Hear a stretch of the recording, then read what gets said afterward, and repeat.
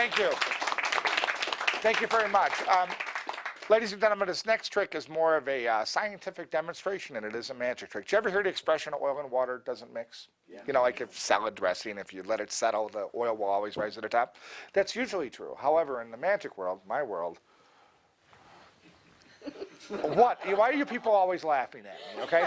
In my world, it's a little different. Oil and water can mix, but only at certain times. Let me explain. Watch this close. We have 4 black cards which represent the oil, and the 4 red cards represent water. What I'm going to do is I'm going to show you what happens when you mix oil and water together, okay? So what we'll do is we'll start off by putting a water, then an oil, a water, and an oil, a water, and an oil, water, and an oil. All we do is we wait for a moment, let it settle, and when the cards settle, if we did that right, the 4 oil cards comes up to the top, okay? Now, I cheated. I did that face down. Let's try it again. Let's do it face up this time, okay? We'll do it face up. We'll mix them together so you can see that the cards really are being intermixed there, black and red, oil, water. We square them up. All we do is wait, little shake, and once again, the 4 oil cards have settled and come to the top. Now, no, please. I'm going to take it one step further. This time what we're going to do is we're going to use the water cards first.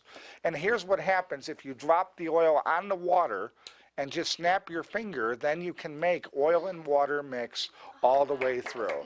So that proves, beyond a shadow of a doubt, nothing's impossible. Thank you very much.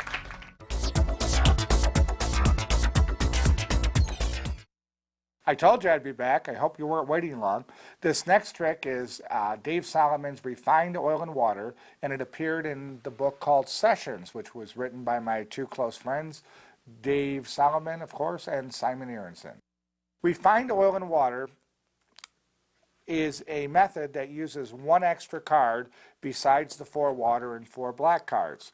It's a 3-phase routine, and it's really fantastic. I showed you the other one, which is a pure method, but it's really hard for me to decide which method I like more, because once you add an extra card, there are more things you can do, as you will see. So I kind of take turns in between these routines, and sometimes I'll do one sentence and sometimes the other.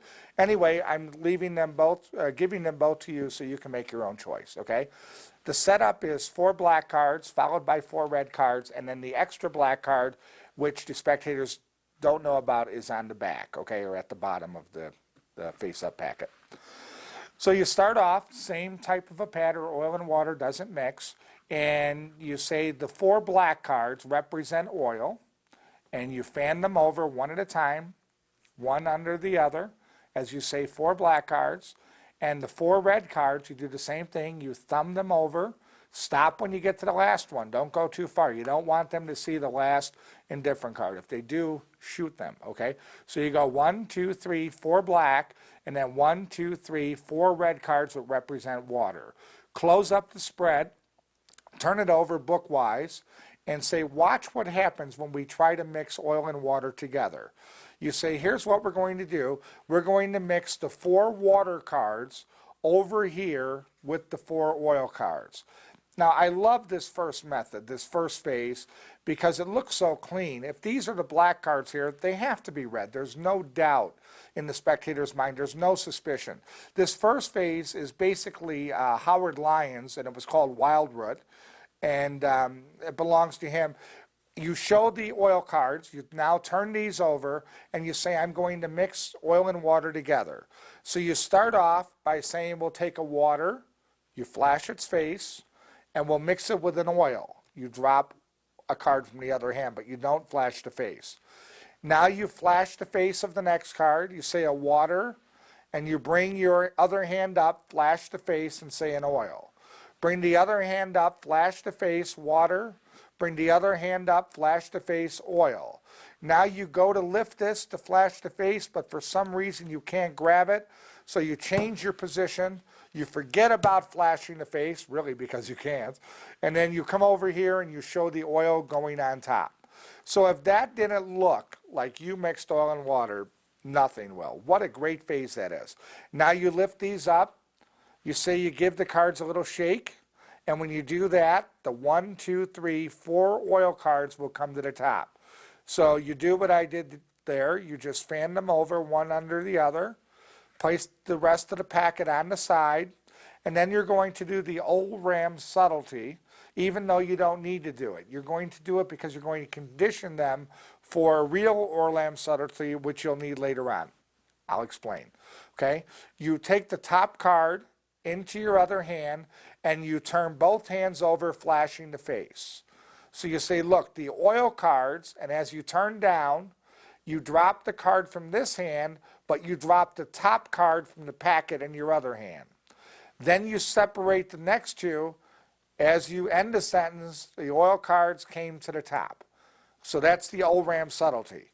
You say, just give the cards a shake, and the black cards come over here.